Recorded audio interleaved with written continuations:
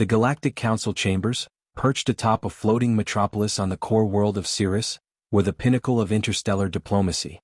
Here, countless species gathered to resolve disputes, craft treaties, and maintain the fragile peace of the galaxy. But today, a cloud of unease hung over the assembly.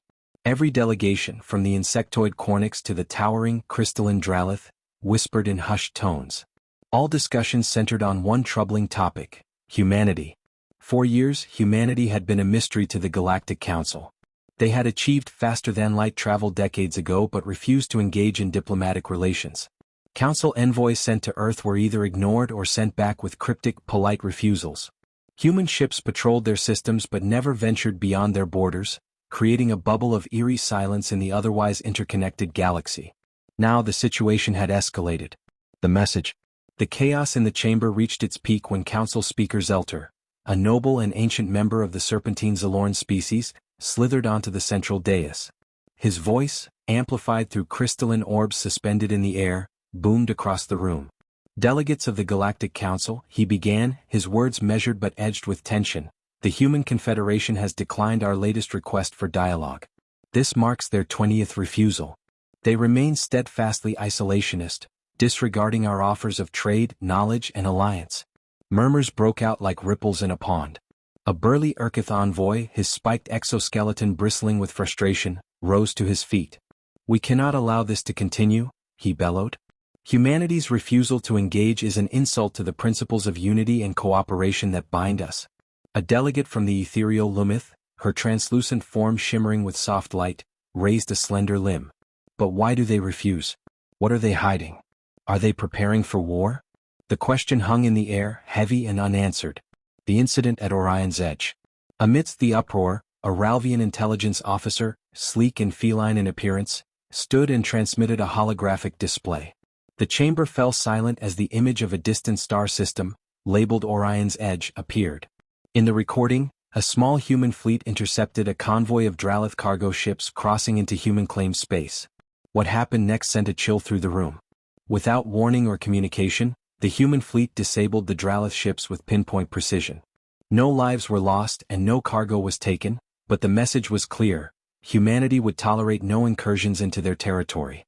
Humans claim to value peace, yet their actions are aggressively territorial, the Ralvian officer said, her tail twitching. This is the fifth such incident this year. Zelter's scales shifted uneasily. If they do not want war, why escalate tensions? And if they do want war, why have they not declared it? No one had an answer.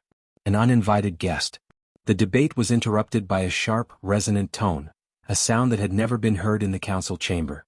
The delegates froze as a holographic transmission crackled to life above the dais.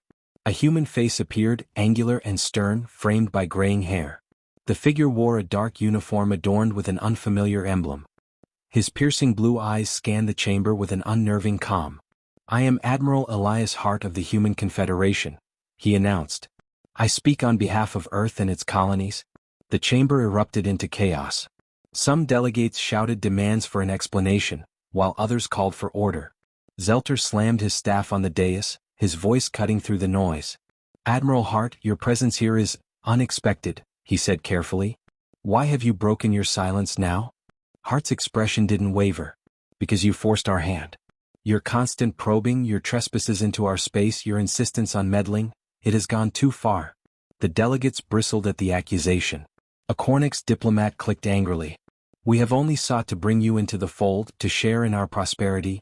Hart's lips curled into a faint, humorless smile. "You think we need your prosperity? You assume we seek your alliances, your trade, your technology? Let me be clear, we do not. Humanity has survived without you for centuries, and we will continue to do so." The warning. Zelter leaned forward, his serpentine body coiled with tension. "Admiral Hart, your isolation endangers the stability of the galaxy. We seek only peace and mutual understanding. Why do you reject our hand?" Hart's gaze hardened. "Because peace under your terms is a lie. We have studied your council. We know how you operate. You demand tribute under the guise of diplomacy. You enforce conformity under the banner of unity. Humanity will not bow to your authority, nor will we sacrifice our sovereignty for your so-called peace." His words struck like a hammer. The chamber was silent, save for the faint hum of the hologram. Zelter spoke again, his voice a mix of anger and desperation. "And what of the incidents at Orion's Edge? Your actions speak of hostility, not defense." Hart's expression darkened. "Our actions are defense. Stay out of our space and you'll have no trouble with us. But trespass again and the consequences will be severe." The Lumith delegate, her light dimmed with unease, whispered, "Are they truly so arrogant as to challenge the council?" Hart's gaze swept across the chamber as though he had heard the question. "Arrogance has nothing to do with it. We've seen what happens when your council meddles. Entire civilizations reduced to vassals or wiped out entirely. We won't let that happen to us." The Galactic Council's dilemma.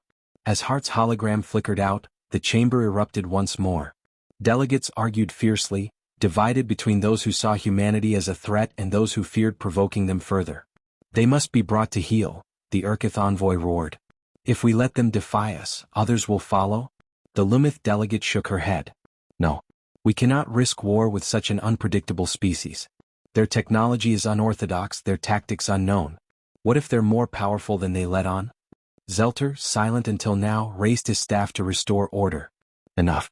This council must deliberate carefully. Humanity's refusal to cooperate is troubling, but rash action could lead to catastrophe." A growing shadow. As the meeting adjourned, the delegates departed with unease, their minds weighed down by the implications of humanity's defiance. On distant worlds, news of the council's encounter with Admiral Hart spread like wildfire. Some saw humanity as a dangerous rogue state. Others whispered of their courage in standing against a seemingly omnipotent alliance. On Earth, Hart stood in the command center of the Human Confederation, watching as the transmission's success was confirmed. Behind him, a tactical officer approached. "Do you think they'll listen, sir?" she asked. Hart's jaw tightened. "No. But they'll think twice before crossing us." As he turned to the sprawling holographic map of the galaxy, his expression grew grim. Humanity had drawn a line in the sand. Now it was only a matter of time before someone tried to cross it. "You said." The Galactic Council session continued late into the artificial night, illuminated by the glowing spires of Sirius Prime. The chamber, usually a bastion of decorum and deliberation, was a boiling cauldron of fear and anger. The human admiral's words had shaken the delegates to their cores, not merely because of their defiance but because of their implications. If humanity truly had no need for the council, what did that say about the council's supposed universality? If a single species could survive and thrive outside its web of influence, then what was the council's power but a fragile illusion? Shadows of the past. High Speaker Zelter slithered into a private antechamber where key delegates had gathered for an emergency strategy session. Among them were representatives of the Urkith, Dralith, and Lumith, along with the enigmatic Sorothari envoy, a being composed of shimmering liquid light. Zelter spoke first, his voice tinged with weariness. "We face an unprecedented crisis. Humanity's isolationism threatens the balance we have painstakingly maintained for millennia. If one species defies us, others may follow." The Urkith envoy, claws clicking against the marble floor, growled, "They must be shown the consequences of defiance. A coordinated show of force will bring them to heel." The Lumith representative, ever the voice of caution, raised a glowing limb. "And what if they retaliate? Humanity's technology is unlike anything we've encountered.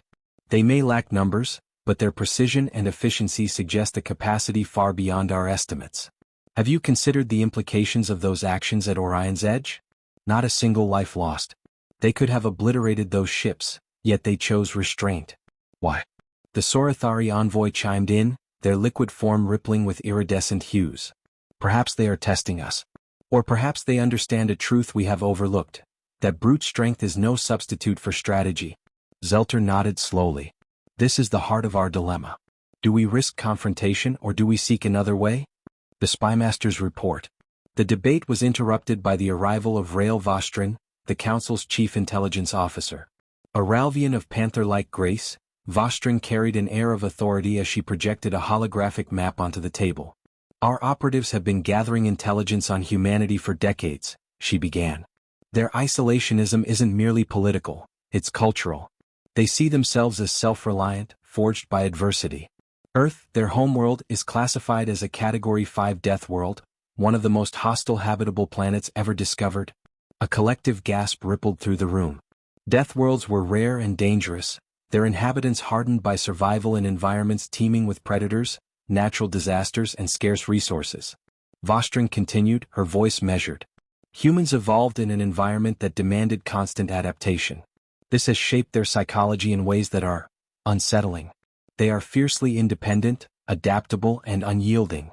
To them, the Council's overtures are not an offer of unity but an existential threat to their autonomy. The Dralith delegate, their crystalline form glinting in the light, asked, "And their military capabilities?" Vostrin hesitated, her tail flicking nervously. "They are an enigma. Our analysts cannot decipher the full extent of their arsenal. What we do know is that their weaponry prioritizes precision over brute force, and their strategic doctrines are unconventional, even by galactic standards." "Unconventional how?" Zelter pressed. "They think in ways we do not," Vostrin replied. "For example, they have weapons designed not to destroy but to disarm, confuse, or incapacitate. Their fleets are smaller than ours but highly modular, capable of adapting to changing battlefield conditions in real time. And their soldiers fight not for conquest but for each other. It's a level of cohesion we rarely see, even among hive species." A fractured consensus. The revelations deepened the divide among the delegates. The Urkith envoy slammed a clawed fist onto the table. "This only proves my point. Their defiance is a threat to the galaxy's order. We must act swiftly and decisively." The Lumith representative countered, her light pulsing with agitation. "And if we fail? What if humanity's retaliation is more devastating than we can imagine? They may not seek conquest but if provoked they could cripple us." The Dralith delegate, who had been silent until now, spoke with a deep, resonant hum. "Perhaps we are looking at this the wrong way. Humanity does not fear us. Perhaps we should ask ourselves why." A heavy silence fell over the room as the implications sank in. If humanity did not fear the combined might of the Galactic Council, then what did they know that the Council did not? The human paradox. Meanwhile, on Earth, the Human Confederation's leadership convened in an underground fortress deep beneath the Andes Mountains. The room was stark and utilitarian, dominated by a central table displaying a holographic map of the galaxy. Admiral Hart stood at the head of the table, flanked by scientists, strategists, and political leaders. "The Council will deliberate for a time," he said, "but their nature will not allow them to leave us be. They will see our independence as a threat and they will act. The question is, how do we respond?" Dr. Elena Vasquez, a leading sociologist, leaned forward. "The Council operates on the assumption that all species seek stability through cooperation. Our refusal to engage disrupts their worldview. It's not just our technology they fear, it's our ideology." General Marcus Steele, a grizzled veteran with cybernetic enhancements, smirked. "So what do we do? Keep ignoring them?" Hart shook his head. "No. Ignoring them only heightens their paranoia. We need to send a message, one they can't misinterpret." Setting the stage. Back on Cirrus Prime, the Council's deliberations dragged on. Zelter, exhausted but resolute, addressed the delegates once more. "We cannot afford indecision. Humanity is a variable we do not understand, and that makes them dangerous. But if we approach this with care, perhaps we can avoid unnecessary conflict." As the session adjourned, the delegates dispersed, each pondering the uncertain future. But as the first stars of Cirrus Prime's night sky appeared, a new transmission arrived. This time it wasn't from humanity. It was a warning from a distant, fringe species that had long avoided Council contact. Their message was clear: beware the Deathworlders. Their silence is not apathy, it is a choice. And when they choose to speak, the galaxy will tremble. Zelter stared at the message, his scales darkening with unease. The game had changed and the stakes were higher than ever. "You said." The Galactic Council reconvened in the largest and most secure chamber of Cirrus Prime, a place reserved for crises threatening the fabric of the galaxy. Every delegate had returned, but the air was heavier now, suffused with tension and the weight of impending decisions. High Speaker Zelter opened the session with a somber tone. "Delegates, the time for deliberation has passed. Humanity has drawn a line in the stars, and we must decide whether to respect it or erase it." The chamber buzzed with muted whispers. Humanity's calculated rejection of the Council had left the Assembly grappling with its own inadequacies. Was the Council as omnipotent as it believed, or was its unity a fragile illusion? The Outreach Initiative. The Lumith delegate floated forward, her luminescent form pulsing softly. "High Speaker, we must consider a path of reconciliation. If humanity fears the loss of sovereignty, let us offer assurances. Perhaps we misjudge their culture, their needs." Zelter inclined his serpentine head. "And if they reject such overtures?" The Urkith envoy's spiked carapace bristled with irritation. Then they exposed themselves as a threat to galactic stability. They have already defied us, insulted our authority, and claimed territory they refuse to defend with dialogue. Such defiance cannot be tolerated. The debate raged on, splitting the delegates into factions. The pragmatic urged caution, advocating for diplomacy or containment. The hawks demanded action, fearing the long-term consequences of letting humanity's defiance go unchecked. Meanwhile, in a quiet corner of the chamber, the Ralvian intelligence officer, Rael Vostrin, reviewed her latest findings. Her sleek, feline frame tensed as she examined intercepted human communications. She saw patterns, military drills, fleet movements, and cryptic phrases that chilled her blood. "They're preparing for something," she muttered under her breath. "Humanity's move." On Earth, Admiral Hart stood before the Human Confederation's War Council, a grim expression etched onto his face. The transmission from the fringe species, "Beware the Deathworlders," had reached Earth as well. It wasn't a warning for the galaxy, it was a warning for humanity. "They know us too well," Hart said, his voice heavy.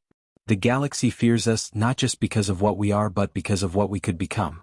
That fear will drive them to act." General Steele leaned forward, his cybernetic hand clenching the edge of the table. "Then we hit them first. Show them what a Deathworlder's resolve looks like."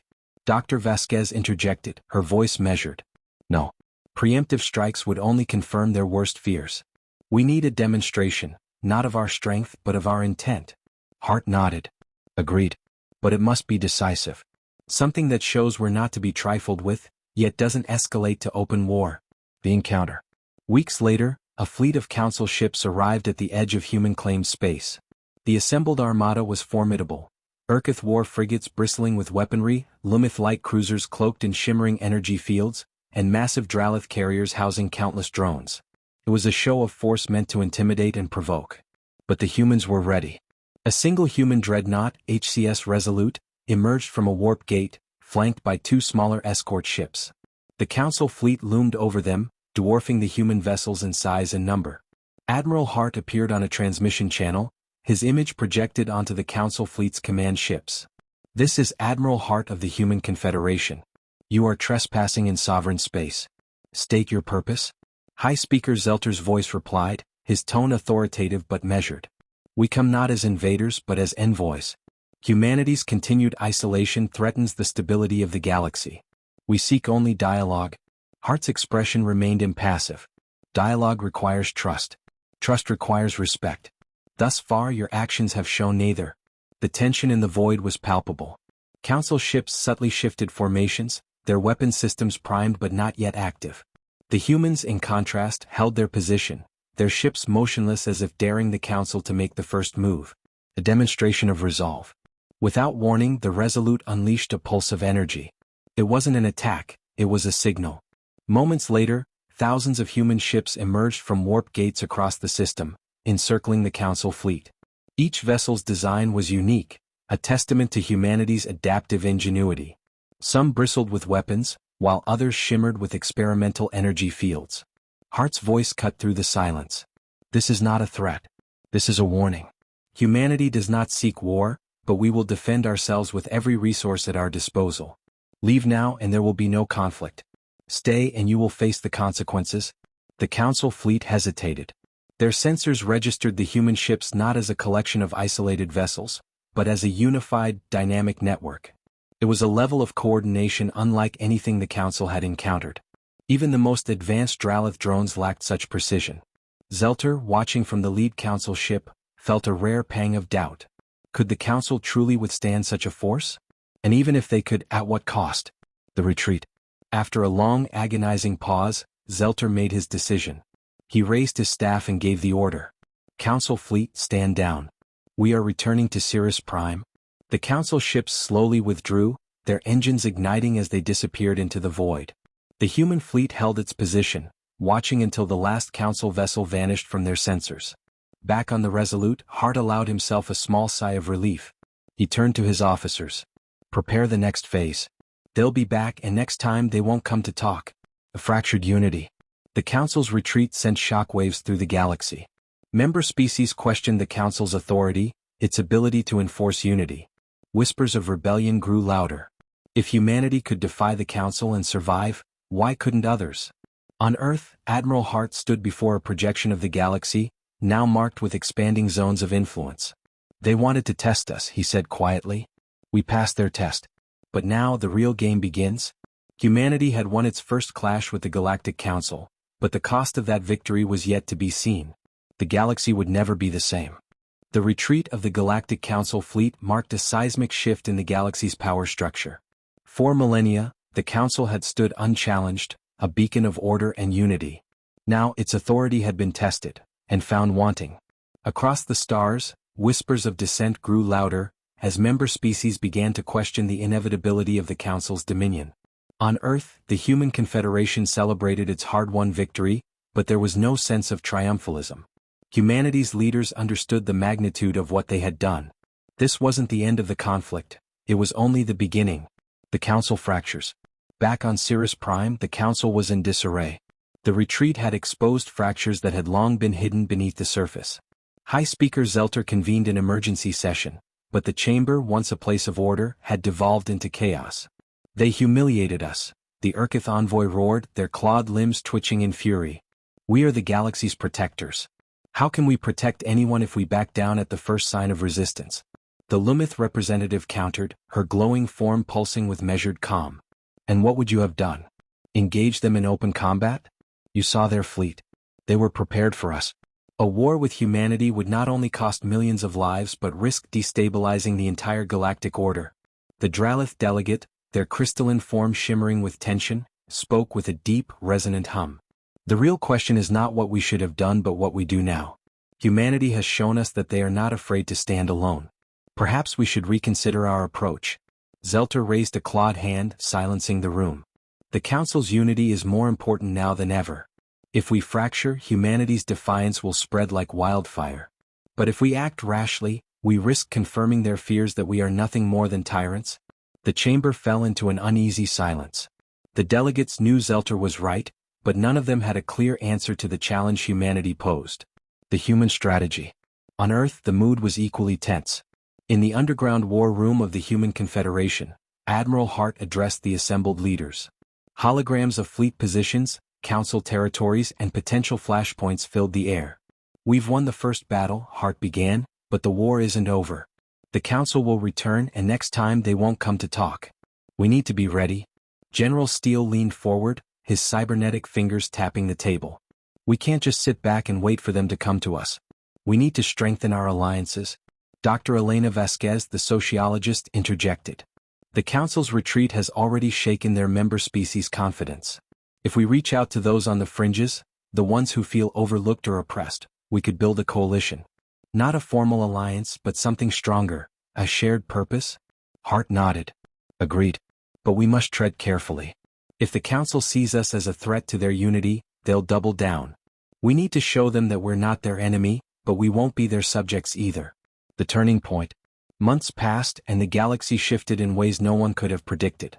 Human emissaries began appearing on distant worlds, offering aid, technology, and knowledge.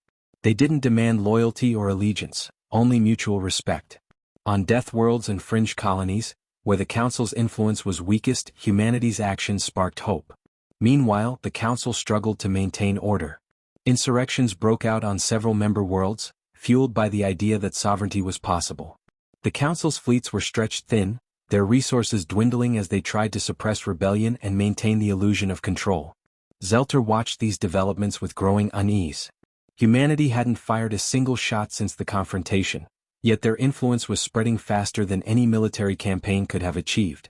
They are outmaneuvering us, he admitted to Vostrin, the Ralvian intelligence officer. Not with weapons but with ideas. Vostrin, ever the pragmatist, replied, then we need to adapt. If we can't beat them, perhaps we can learn from them. A new order. The tipping point came during a summit on Sirius Prime, where representatives from humanity and the Council met face-to-face for the first time since the confrontation. Admiral Hart himself led the human delegation, his presence a calculated move to demonstrate humanity's resolve. High Speaker Zelter addressed the assembly, his voice measured but firm. Admiral Hart, humanity's defiance has caused great unrest. Yet it has also revealed flaws in our governance that we cannot ignore. I propose a truce, not as conquerors or subjects but as equals. Hart's expression was unreadable as he replied, "A truce implies there was a war, High Speaker. Humanity never sought conflict. All we've ever wanted is the freedom to chart our own course." Zelter inclined his head. "Then let us ensure that freedom is protected, not just for humanity but for all species. The Council must change if it is to survive, and perhaps humanity can help us understand how." The chamber fell silent as the weight of Zelter's words sank in. For the first time in millennia, the Council wasn't dictating terms. It was asking for help. The future awaits. The truce marked the beginning of a new era. Humanity became an unlikely catalyst for reform, their defiance forcing the galaxy to confront uncomfortable truths. The Council's authority weakened, but in its place grew something stronger, a fragile but genuine alliance based on mutual respect. On Earth, Admiral Hart watched as a new generation of ships took to the stars, not as symbols of war but as beacons of hope. He knew the journey ahead would be fraught with challenges, but for the first time he felt a glimmer of optimism. "We've shown them who we are," he said quietly. "Now let's show them who we can be." In the vast expanse of the galaxy, the echoes of humanity's defiance faded, replaced by a new sound, the harmonizing chords of a fractured galaxy beginning to heal.